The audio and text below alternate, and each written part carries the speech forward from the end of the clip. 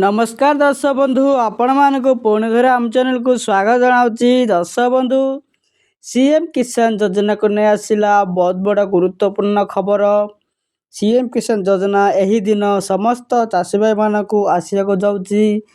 समस्ते वीडियो को संपूर्ण भाव देखु, गोटे गोटे लाइक करी अन्य मानक निश्चित भाव शेयर करंतु। चैनल को नुआ कर आसिले चैनल को सब्सक्राइब करी पाखर थिया बेल बटन को ऑन करी रखंतु। चलंतु आ डेरी न करी वीडियोटी आरंभ करवा। दर्शक बंधु मुख्यमंत्री कले बड़ा घोषणा।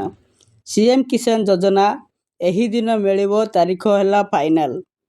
सीएम किसान योजना रे वर्ष को 2टी किस्ती 4000 टंका कृषक भाई मानक अकाउंट को जमा करा दिया जाउची।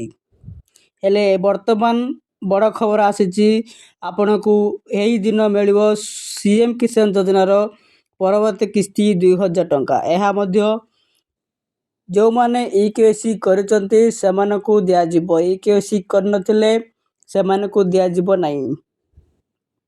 आपण जदि ईकेसी करनांती तुरंत जनसेवा केंद्र जाई आवेदन करंतु। पुणी ईकेसी कर रखंतु। जो माने आवेदन करिनाहंती से माने सीएम किसान पोर्टल वर्तमान सुधा जनसेवा केंद्र रे खोला हबो।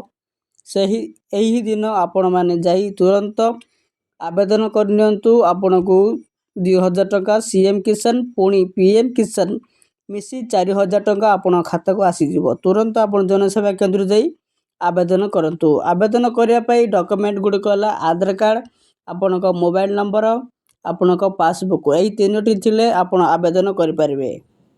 तुरंत